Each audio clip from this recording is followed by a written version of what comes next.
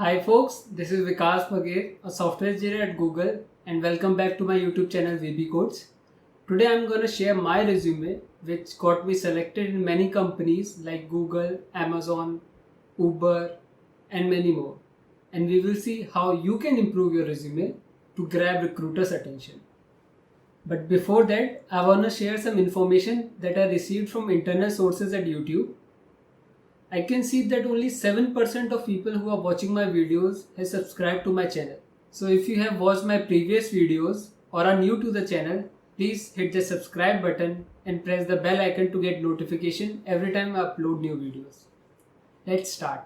Your resume is the first thing that any recruiter is going to ask for. So you should spend a sufficient amount of time making it. Here is my resume.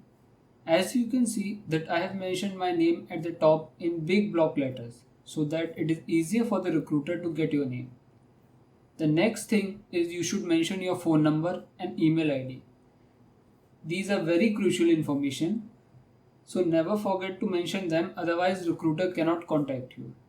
You can also mention your other handlers like LinkedIn, GitHub or other coding profiles like CodeForces, CodeShift, etc. But one thing you should keep in mind is that you should always link your handles to your resume. This means that the recruiter should be able to go to your profile just by clicking on it. I don't know why I did not mention it then. Maybe because I did not know about it that time.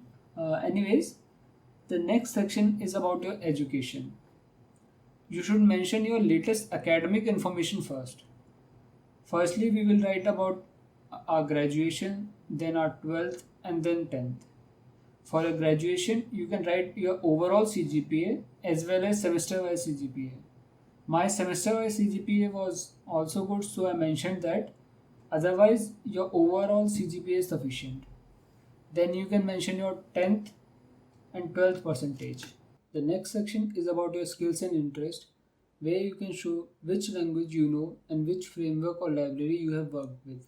For example, at that time I knew C, C++ and Python. One thing that you should keep in mind is that you should only write stuff that you are confident with. I only knew basics of Python, so I explicitly mentioned that. Next section is the most important one, where we will write about our internships and projects. You should write those internships or projects first which you think are big and important. You should always describe your work in bullet points. The first line should be a single line description of your project. For example, I worked on 3D object detection from molecular RBG image. By reading this line, we should get a gist of what the project was all about.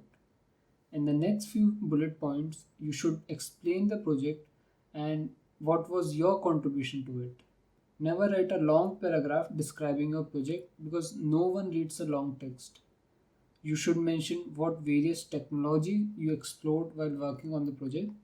For example, I explored different network architecture of 3D object detection in one project, and in other I learned about various deep learning and NLP techniques. You should also mention the duration of your project or internship in the site column. If you have your project hosted somewhere, then do attach the link to it so the recruiter can have a look at it. Another thing that you should keep in mind is that you should know your projects very well that you are writing. It should not be the case that you just copied any random project from Google, because the interviewer is going to ask you questions about it. And if the interviewer has the same background as your project, then he is going to dig deeper and then you will be not able to answer the questions. So only write those projects that you actually have worked on them. Before jumping into the next section, FYI, I made my resume in LaTeX using Overleaf, and at the end of the video I will be sharing my resume template which you can easily edit.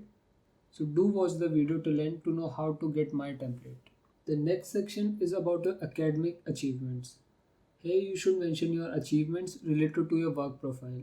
You can write about your major competitive programming contest in which you performed very well. Like I was qualified for ACM ICPC regionals. You can also mention if you were a teaching assistant of some computer science course. The next section is about your extracurricular activities, where you can mention about your various roles and responsibilities. You should not mention your home address in your resume because nowadays everything can be done via email and there is no requirement for your home address. Other things that you can include on your resume are some certified courses that you did or some research paper that you published. You should generally try to complete your resume in one page, but if you exceed few lines, then also it's fine. But your resume should never go beyond 1.5 pages. You can find my resume overleaf template in the description where you can easily edit the fields and get your perfect resume. I hope this video helped you in understanding how you can make your perfect resume. I will be sharing my resume template in the description box. You can find it there. And if you like the video, please hit that like and subscribe button and share the video with your friends and family. This is Vikas Baghel signing off.